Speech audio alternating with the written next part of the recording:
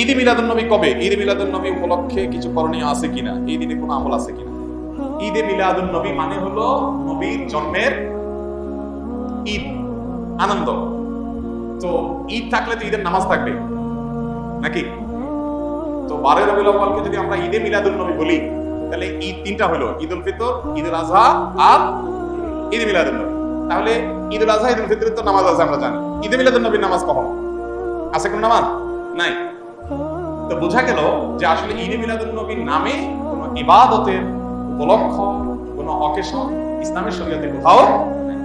তবে এটা ঠিক, এই কথাগুলো আমরা বললে আমাদের কিছু ভাই, যারা আমাদেরই ভাই, মুসলিম ভাই, হয়তোবা তারা মনে কষ্ট পান। তারা মনে করেন যে এরা নবীর দুশমন, এদের মনে করেন নবীর মহব্বত নাই, নবীর ভালোবাসা নেই। ভাই, নবী সাল্লাল্লাহু আলাইহি ওয়াসাল্লামের জন্ম দিবস উদযাপন করলেই তার প্রতি ভালোবাসা আছে, আর না করলে নাই। এই যোগ বিয়োগ করা, এত সহজ শর্টকাটে হিসাব করার ক্ষমতা আপনাকে কে দিয়েছে? এই অধিকার আপনাকে কে দিয়েছে? ব্যাপারটা এরকম হয়েছে যে দেশের প্রতি আমার ভালোবাসা আছে কিনা। আপনি আমার দল করেন, তাই আমি বলবো আপনি দেশপ্রেমিক। আপনি আমার দল করেন না, তা আপনি দেশদ্রোহী। ব্যাপারটা সেরকম হয়ে গেল না? ভাই, আমার দেশপ্রেম জাহির করার জন্য আপনার দল করে তাই প্রমাণ করতে হবে?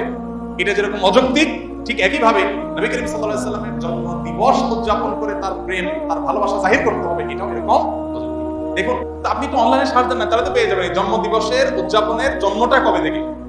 আমাদের প্রিয় নবী সাল্লাল্লাহু আলাইহি ওয়াসাল্লাম নিজে তার জন্ম দিবস উদযাপন করেছেন?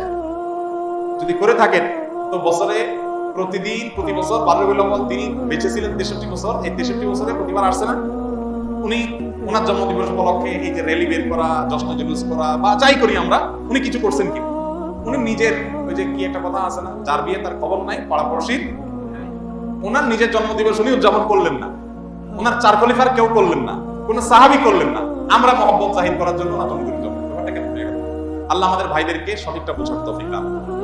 যারা করছেন তারা নবী সাল্লাল্লাহু আলাইহি ওয়াসাল্লামের মহব্বতই হয়তো বা করছেন, তাদের প্রতি তাদের যে আবেগ আছে, তাদের যে নবীর প্রতি ভালোবাসা আছে, ভালোবাসাটাকে আমি শ্রদ্ধা করি, কিন্তু ভালোবাসা প্রকাশের পদ্ধতিটা অবশ্যই কি হতে হবে? সঠিক হতে হবে।